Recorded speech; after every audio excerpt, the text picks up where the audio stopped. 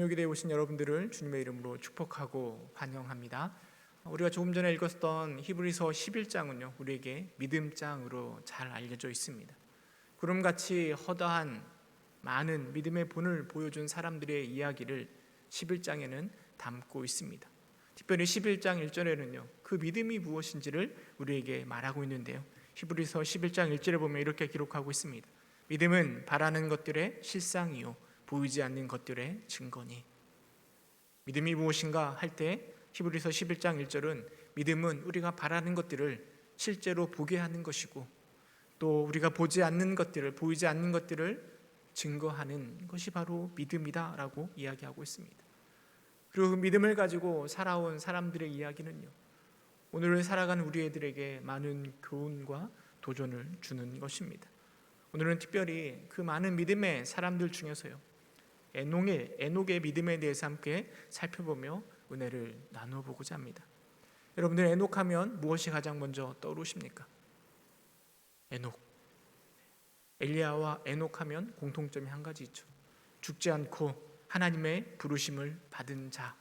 아마 우리는 에녹하면 죽지 않고 하나님의 부르심을 받은 처음 인간으로 우리는 에녹을 기억할 것입니다. 뿐만 아니라 우리가 읽은 본문 5절에 보니까요, 에녹은 하나님을 기쁘시게 하는 자라고 소개하고 있습니다. 물론 하나님을 기쁘시게 하는 방법이 참 여러 가지가 있을 것입니다. 그러나 에녹을 생각하면요, 하나님을 기쁘시게 하는 그 방법은 하나님과 동행하는 것입니다. 동행함으로 하나님을 기쁘시게 한 에녹이 우리의 기억 속에 아마 잘 기억나고 있을 것입니다. 그 하나님과 동행한 에녹의 이야기는요, 특별히 창세기 5장에 가면 좀 더 자세히 기록되어 있습니다. 여러분, 창세기 5장은 아담의 족보입니다. 아담의 족보가 쭉 기록되어 있는데요, 그 족보 속에 10명의 사람들의 이름이 기록되어 있습니다. 근데 그 족보를 통해서 우리에게 주는 교훈은, 핵심적인 내용은요, 우리 모두가 사람이 죽었다라는 것을 우리에게 말해주고 있습니다. 물론 지금에 비해서는 엄청나게 긴 시간들을 살아왔습니다. 너무나 오랫동안 산 사람도 있지만요, 하나같이 다 죽었다라는 것을 성경은 말해주고 있습니다. 이것은 바로 선악과를 따먹은 아담과 하와의 죄의 결과임을 보여주고 있는 것입니다. 누가 얼마를 살고 결국엔 죽었다라는 표현을 통해서 하나님의 징계를 받은 인류의 모습을 보여주는 것이죠. 반면에 이 마태복음 1장에 가면 또 예수님의 족보가 기록되어 있는데, 거기에도 이 아담의 족보의 이야기가 동일하게 기록되어 있습니다. 근데 그곳에는 죽었다라는 내용은 없고, 누가 누구를 낳고 라는 내용만 기록되어 있습니다. 아마 이것은 예수 그리스도로 말미암아 죽음이 아닌 부활 생명이 있음을 보여주는 것은 아닌가 생각되어집니다. 그런데 이 창세기에 아담의 족보의 중에 눈에 띄는 사람이 있습니다. 그게 바로 에녹입니다. 창세기 5장 24절 말씀 함께 읽어보도록 하겠습니다. 창세기 5장 24절 시작. 에녹이 하나님과 동행하더니 하나님이 그를 데려가심으로 세상에 있지 아니하였더라. 죄의 결과로 다 죽었다라는 이 계보의 내용 가운데 에녹은 죽었다라는 기록이 없습니다. 하나님이 그를 데려가심으로 세상에 있지 아니하였다라는 기록만 있는 거죠. 또 히브리서의 말씀에 보면 에녹은 죽음을 보지 않고 옮겨졌다라고 이야기하고 있습니다. 어떻게 에녹은 죽지 않을 수 있었을까요? 히브리서 11장 5절은 그는 옮겨지기 전에 하나님을 기쁘시게 하는 자라고 증거를 받았다라고 기록하고 있습니다. 하나님을 기쁘시게 하는 자였기 때문에 죽지 않을 수 있었습니다. 또 창세기 5장에 보면 하나님과 동행하더니 하나님이 그를 데려가심으로 라고 기록하고 있습니다. 히브리서 말씀과 창세기 말씀을 비교해서 생각해 보면요, 하나님과 동행하는 것이 곧 하나님을 기쁘시게 하는 것이고, 그리고 하나님을 기쁘시게 한 그 믿음이 죽지 않고 옮겨지게 되었다라는 것을 우리는 생각해 볼 수 있습니다. 오늘은 특별히 하나님을 기쁘시게 하였던, 그래서 죽음을 면하게 하였던 그 동행에 대해서 함께 더 깊숙이 묵상해 보고자 합니다. 에녹이 하나님과 동행하면서 살았는데요, 그렇게 동행하게 된 계기가 무엇이었을까요? 언제부터 하나님과 동행했을까요? 에녹은 태어나면서부터 하나님과 동행하는 삶을 살았을까요? 사실 성경은 그런 내용에 대해서 자세하게 설명해 주지 않습니다. 하지만 학자들은 22절의 말씀을 보면서 그 동행은 아들과 연관되어 있다라고 이야기합니다. 창세기 5장 22절은 이렇게 이야기하고 있습니다. 무두셀라를 낳은 후 300년을 하나님과 동행하며 자녀들을 낳았으며 라고 이야기하고 있습니다. 무두셀라를 낳은 후에 300년 동안 하나님과 동행하였다라고 기록하고 있습니다. 성경은 그 아들 무두셀라와 하나님과의 동행을 연관시켜 말하고 있습니다. 그렇다면 우리는 이 무두셀라가 에녹에게 어떤 존재이고 어떤 의미를 가지고 있는지를 생각해 보아야 합니다. 여러분들이 알고 있는 무두셀라는 어떤 사람입니까? 아마도 성경에 가장 오래 산 사람, 969세에 죽은 무두셀라를 기억할 것입니다. 하지만 아버지인 에녹에게요, 무두셀라는 오래 산 사람이 아니라 나의 사랑스러운 자녀였을 것입니다. 때론 태어난 아이는요, 부모의 삶 가운데 새로운 인생의 계기도 되는 것이죠. 사실 제가 이 두 명의 아이를 가지고 있는데요, 아이가 태어났을 때 이렇게 큰 감동이나 경이로운 그런 느낌은 사실 없었습니다. 애가 태어났는데 애가 쭈글쭈글하고 너무 못생겨가지고 애가 누굴 닮아서 이렇게 못생겼나 이런 생각만 많이 했던 것 같습니다. 근데 오히려 요즘에 보면 이제 저희 첫째가 중3인데요, 얘는 좀 너무 커버려가지고 좀 부담스럽습니다.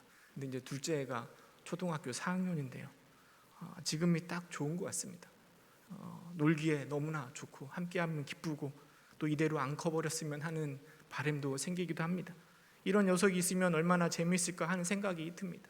아무튼 이 자녀들은요, 부모들로 하여금 새로운 삶을 살아가게 하는 계기를 만들어 주는 것 같습니다. 그래서 무두셀라라는 아들이 에녹에게 하나님과 동행하는 삶을 살아갈 수 있도록 인도하는 계기가 될 수도 있겠다라는 생각을 해보게 됩니다. 하지만 이 아이의 존재 자체로만 하나님과 동행하는 계기가 되었다라고 생각하지는 않습니다.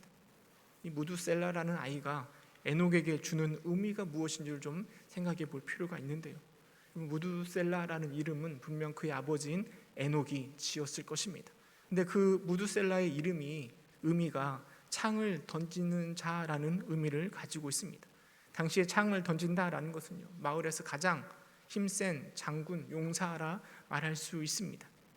하지만 이 무두셀라라는 이름이요, 나중에 이 무두셀라가 창을 던지는 사람이 될 것을 기대하는 것 이상의 의미를 가지고 있습니다. 당시에 창을 던지는 사람은요, 마을에서 가장 힘센 용사를 가리키는 것이고요, 그 용사가 전쟁에서 죽게 되면 그 마을은 전쟁에서 패하고 전멸된다라는 그런 것을 의미를 가지고 있습니다. 그래서 무두셀라의 또 다른 의미는 그가 죽으면 심판이 온다라는 의미를 가지고 있습니다. 마을에서 가장 힘센 창 던지는 자가 죽으면 마을이 전쟁에서 진멸당하는 것처럼 무두셀라 그가 죽으면 심판이 온다라는 의미를 가지고 있는 거죠. 왜 에녹은 무두셀라, 이 자녀에게 이런 무두셀라라는 의미를 더한 것일까요? 우리는 무두셀라가 죽은 이후에 어떤 일이 일어나는지를 좀 생각해 볼 필요가 있습니다. 무두셀라가 969살에 죽었습니다. 그때 그 손자가 노아였는데요, 그의 나이가 600살이었습니다. 그리고 노아가 600살이 되던 해에 하나님은 홍수로 그 세상을 심판하셨습니다. 그의 이름처럼 이루어진 것이죠. 그래서 신학자들은요, 단순히 아들 한 명이 태어난 기쁨 때문에 에녹이 하나님과 동행한 것이 아니라 그의 아들의 이름을 통해서요, 에녹은 세상에 타락해버린 죄악의 모습을 본 것이고, 그리고 하나님의 무서운 심판에 대한 인식 가운데 아들의 이름을 무두셀라라 지었다라는 것입니다. 그리고 그 무서운 타락과 심판 앞에서 에녹은 하나님과 동행하는 삶을 살아가는 계기가 되었다라고 신학자들은 말하고 있습니다. 창세기 4장에 기록된 가인의 자손들의 타락한 모습, 또 6장에 기록되어 있는 하나님의 아들과 사람의 딸들이 결혼함으로 나타나고 있는 타락된 모습, 그 모습을 창세기 6장 5절은 이렇게 기록하고 있습니다. 창세기 6장 5절 함께 읽어보도록 하겠습니다. 시작. 여호와께서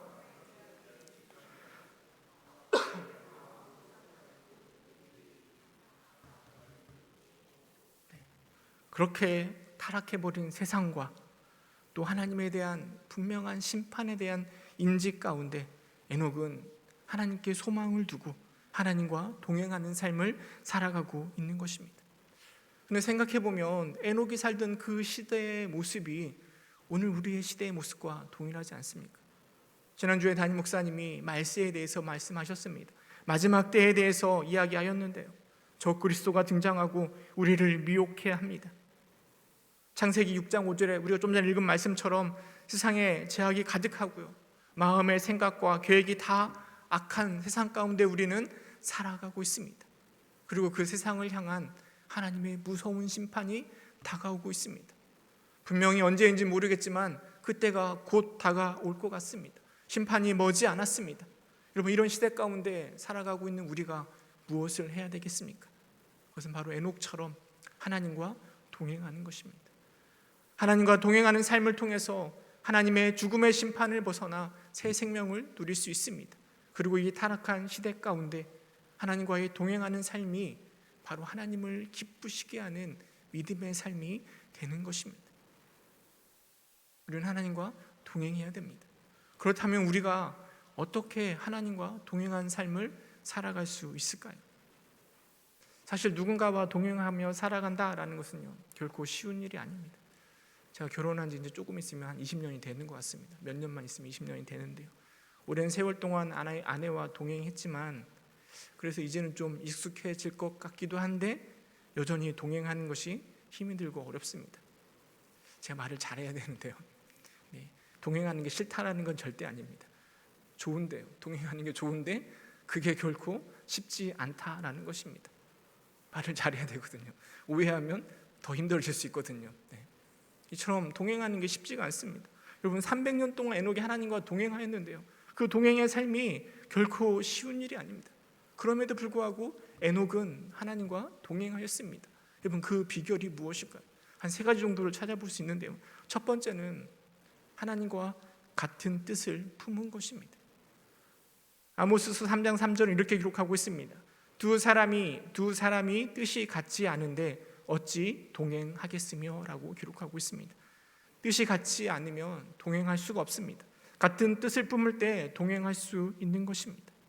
여러분, 같은 뜻을 품는다는 것은요, 같은 방향을 바라보며 걸어가는 것을 의미합니다. 어떤 사람들은요, 결혼에 대해서 이렇게 이야기합니다. 결혼은 서로를 바라보는 게 아니라 같은 방향을 바라보는 것이다. 그리고 같은 방향을 바라볼 때 부부가 함께 동행할 수 있다라고 말합니다. 여러분, 하나님과의 동행도 마찬가지입니다. 물론 우리가 하나님을 바라봐야 되겠지만 그보다 더 중요한 건 하나님과 같은 방향을 바라보고 있는 것입니다. 그럴 때 하나님과 동행할 수 있습니다. 또 같은 뜻을 품는다라는 것은요, 같은 가치관과 같은 목표와 같은 목적을 가진 것을 의미합니다. 그럼 하나님의 목표와 하나님의 뜻을 생각해 보시기 바랍니다. 무엇이 떠오르시나요? 여러분, 그 목표를 함께 공유하는 것이 바로 하나님과 동행하는 것입니다. 그 목표를 함께 품을 때 우리는 하나님과 동행할 수 있습니다. 딱 떠오르는 그 하나님의 뜻은요, 큰 계명 주셨잖아요. 하나님을 사랑하고 내 이웃을 내 몸처럼 사랑하는 것. 또 다른 성경에 보면 항상 기뻐하라, 쉬지 말고 기도하라, 범사에 감사하라, 이는 그리스도 예수 안에서 너희를 향하신 하나님의 뜻이니라. 이런 성경 구절이 떠오르지 않습니까? 우리는 말씀을 통해서요, 하나님의 뜻, 하나님의 목표를 발견할 수 있습니다. 그리고 그 뜻을 우리가 품을 때 우리는 보다도 하나님과 잘 동행할 수 있는 것입니다. 같은 뜻을 품는 것, 이게 바로 동행의 비결이 되는 것입니다. 두 번째로 잘 동행할 수 있는 비결은요, 하나님을 신뢰하는 것입니다. 이사야서 12장 2절에 보면 이렇게 기록하고 있습니다. 우리 함께 읽어보도록 하겠습니다. 이사야서 12장 2절 시작. 보라, 하나님은 주 여호와는 나의 힘이시며 나의 노래시며 나의 구원하심이라. 이게 이사야의 고백인데요, 12장 1절에 보면 하나님의 진노에 대해서 이야기하고 있습니다. 그 무섭고 두려운 하나님의 진노, 이스라엘 백성들을 향한 하나님의 진노에 대해서 이야기하고 있습니다. 하지만 오늘 12장 2절에 보니까 보라, 하나님은 나의 구원이시라, 내가 신뢰하고 두려움이 없으리니 라고 기록하고 있습니다. 그럼 우리가 진노 가운데서도 두려움 가운데서도 하나님을 신뢰할 때 그 두려움이 사라지는 것이고, 그리고 하나님과 보다도 잘 동행할 수 있게 되는 것입니다. 의심하면 서로 동행할 수가 없습니다. 서로 신뢰하지 못하면 함께 여행을 떠날 수도 없는 것입니다. 다니엘은 하나님을 신뢰하였습니다. 그럼에도 불구하고 신앙으로 믿음을 지켜낸 것입니다. 그리고 사자굴에서 하나님의 구원하심을 누릴 수 있었던 것입니다. 에녹도 마찬가지입니다. 그가 오랫동안 하나님과 동행할 수 있었던 것은 하나님을 향한 분명한 신뢰가 있었기 때문입니다. 타락한 세상 가운데 희망이 되신 우리 주님을 바라보고 신뢰할 때 그는 긴 세월 동안 하나님과 동행할 수 있는 것입니다. 물론 우리는 신뢰할 만한 것이 하나도 없습니다. 그래서 우리는 부끄럽죠. 내 스스로 바라볼 때 하나님이 나를 신뢰할 이유가 하나도 없습니다. 그럼에도 불구하고 하나님은 우리를 신뢰하십니다. 인간에게 선악과를 주신 이유도, 12명의 제자를 세우신 이유도, 우리에게 믿음을 요청하신 이유도 하나님이 우리를 신뢰하고 있기 때문이라 생각되어집니다. 특별히 베드로가 3번 예수님을 부인했음에도 불구하고 예수님은 베드로를 향한 신뢰를 저버리지 않으셨습니다. 하나님 우리의 부족한 모든 것들을 다 알고 계십니다. 그럼에도 불구하고 하나님은 우리를 신뢰하고 계십니다. 우리를 신뢰하는 하나님 앞에서요, 우리 역시 하나님을 신뢰함으로 나아갈 때 우리는 보다 더 하나님과 동행할 수 있는 것입니다. 여러분, 그런데요, 신뢰는 단순히 우리의 굳은 의지로만 머물러 있어서는 안 됩니다. 신뢰는 행동으로 실천되어야 됩니다. 저는 그 대표적인 게 바로 기도라 생각되어집니다. 우리가 하나님을 신뢰하지 않으면 기도할 이유가 없습니다. 기도에 응답하시고 인도하시는 하나님을 항상 신뢰하고 있기 때문에 이 저녁에 이 기도의 자리로 나오고 있는 것 아니겠습니까? 기도로 여러분 신뢰하는 우리의 마음을 표현하시기 바랍니다. 의지를 넘어서 다양한 행동으로 하나님을 신뢰하시기 바랍니다. 이게 바로 하나님과 동행하는 비결이 될 것입니다. 세 번째로 하나님과 동행하는 비결은 용납하는 것입니다. 에녹이요 300년 동안 하나님과 동행하면서요 혼자 하나님과 동행하는 것이 아닙니다.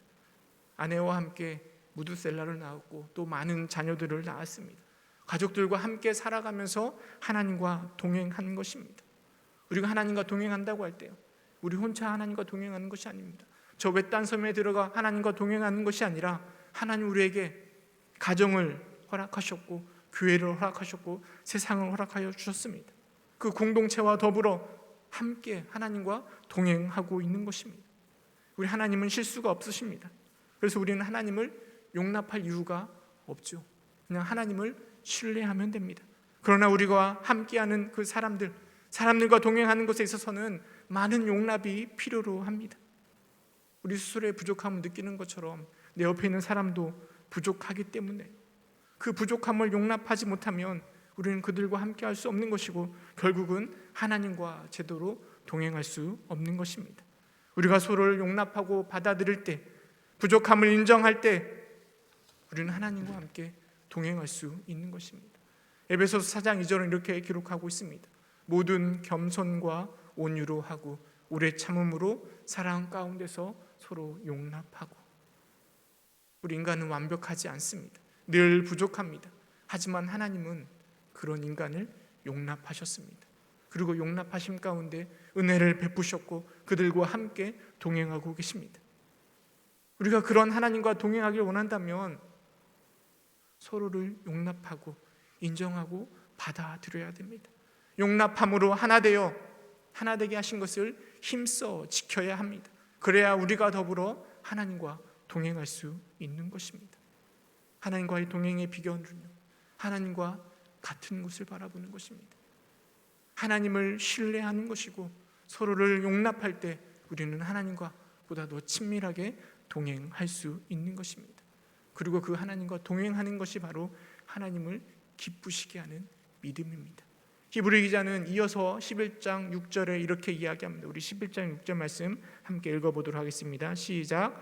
믿음이 없이는 하나님을 기쁘시게 하지 못하나니 하나님께 나아가는 자는 반드시 그가 계신 것과 또한 그가 자기를 찾는 자들에게 상 주시는 이심을 믿어야 할지니라. 하나님은요, 동행함으로 자신을 기쁘시게 하는 믿음을 가진 에녹에게 상을 주시겠다라고 말하고 있습니다. 저는 그 말씀이 오늘도 유효하다라고 생각되어집니다. 하나님과 동행하며 하나님을 기쁘시게 하는 믿음의 사람들에게 분명 상을 더하여 주실 것입니다. 여러분, 그렇다면 그 믿음을 가진 동행하는 자에게 주시는 상이 무엇일까요? 하나님과 동행한 에녹이 받은 상을 통해서 우리가 받을 상급이 무엇인지를 생각해 볼 수 있습니다. 첫 번째로 에녹이 받은 상급은 사망에서 생명으로 옮겨졌다라는 것입니다. 에녹이 하나님과 동행할 때요, 하나님은 그를 죽음을 보지 않고 영원한 생명으로 들어가게 하셨습니다. 마찬가지로 우리가 예수 그리스도를 바라보며 그와 함께 동행할 때 우리에게 같은 상을 받게 되는 것입니다. 요한복음 5장 24절 이렇게 이야기합니다. 내가 진실로 진실로 너에게 이르노니 내 말을 듣고 또 나 보내신 이를 믿는 자는 영생을 얻었고 심판에 이르지 아니하나니 사망에서 생명으로 옮겨졌느니라 라고 이야기하고 있습니다. 하나님과 동행할 때 하나님께서는 그 자에게 사망에서 생명으로 주는 그 은혜를 주시는 것입니다. 두 번째로 받을 상급은요, 하나님의 나라로 옮겨지게 된다라는 것입니다. 에녹은 하나님과 동행할 때요, 그 죄가 가득한 세상에서부터 하나님의 나라로 옮김을 받았습니다. 우리가 하나님과 동행할 때 마찬가지로 세상의 그 흑암의 권세에서부터 건짐을 받아 하나님의 나라로 옮김을 받게 될 것입니다. 골로새서 1장 13절은 이렇게 이야기합니다. 그가 우리를 흑암의 권세에서 건져내사 그의 사랑하는 아들의 나라로 옮기셨으니, 그의 사랑하는 아들의 나라, 예수 그리스도의 나라, 하나님의 나라, 저 천국으로 옮겨질 것이다 라고 이야기하고 있습니다. 그게 바로 우리가 받을 상급 아니겠습니까? 세 번째로 우리가 하나님과 동행할 때요, 받은 상급은 예수 그리스도를 닮아가게 된다라는 것입니다. 우리가 누군가 동행하게 될 때요, 우리는 동행하는 사람의 영향을 받게 되고 닮아가게 되는 거죠. 제가 많이 듣는 이야기가 제 아내랑 닮았다 이야기 많이 듣거든요. 뜯어보면 닮을 게 하나도 없는데 닮았다 이야기예요. 이미지가 비슷하대요. 여러분, 우리가 하나님과 동행할 때요, 마찬가지로 하나님을 점점점 닮아가는 것입니다. 형상을 닮아가는데요, 겉모습이 닮아가는 게 아니라 그의 인격과 성품을 닮아가게 되는 것입니다. 물론 이게 하루아침에 이루어지는 것은 아닙니다. 일상의 매 순간, 작은 순간마다 하나님과 동행하게 될 때 우리의 인격은 점점 예수 그리스도를 닮아가게 되는 것입니다. 에녹의 모습이 그랬을 것이라 확신합니다. 300년 동안의 동행의 삶을 통하여서요, 처음 동행을 시작했을 때보다 훨씬 더 우리 주님을 닮아갔을 것이라 확신합니다. 그리고 하나님을 닮은 에녹은 죽지 않고 하나님의 부르심을 받게 되었을 것입니다. 로마서 8장 29절에 이렇게 이야기합니다. 하나님이 미리 하신 자들을 또한 그의 아들의 형상을 본받게 하기 위하여라고 이야기합니다. 아들의 형상을 본받게 하기 위하여 동행하는 자들에게 그런 은혜를, 그런 상급을 베풀어 주시는 것입니다. 하나님 우리로 하여금 예수 그리스도의 형상을 본받게 만들어 가실 것이고, 이것이야말로 우리가 받을 수 있는 최고의 상급 아니겠습니까? 말씀을 맺도록 하겠습니다. 동행의 삶을 살아간 에녹의 모습은 하나님을 기쁘시게 하는 믿음의 모습입니다. 오늘도 비록 우리가 험한 세상 가운데 살아가고 있지만 그 속에서도 하나님과 동행하는 삶, 그래서 우리 주님을 기쁘시게 하는 삶을 살아갈 수 있는 우리 모두가 될 수 있기를 간절히 소망합니다. 여러분, 그 동행의 비결은요, 하나님과 같은 방향을 바라보는 것입니다. 우리 하나님을 신뢰하는 것이고요, 서로를 용납하는 것입니다. 창세기 5장 죽음의 계보 속에 죽지 않고 있는 에녹의 이야기는요, 우리로 하여금 예수 그리스도가 생각나게 합니다. 그리고 우리 동행의 비결의 핵심 가운데서도 여러분, 예수 그리스도가 있습니다. 예수 그리스도 안에서 하나님과 같은 방향을 바라보시기 바랍니다. 예수 그리스도 안에서 우리 하나님을 신뢰하시기 바랍니다. 예수 그리스도 안에서 서로를 용납하시기 바랍니다. 이게 바로 우리가 하나님과 동행할 수 있는 비결이 될 것입니다. 그리고 이렇게 하나님과 동행함으로 하나님이 주시는 그 믿음의 상급, 영원한 생명, 저 천국, 예수 그리스도를 닮아가는 은혜를 누릴 수 있는 저와 여러분 될 수 있기를 주님의 이름으로 축원합니다. 함께 기도하겠습니다. 참 사랑이 많으신 하나님,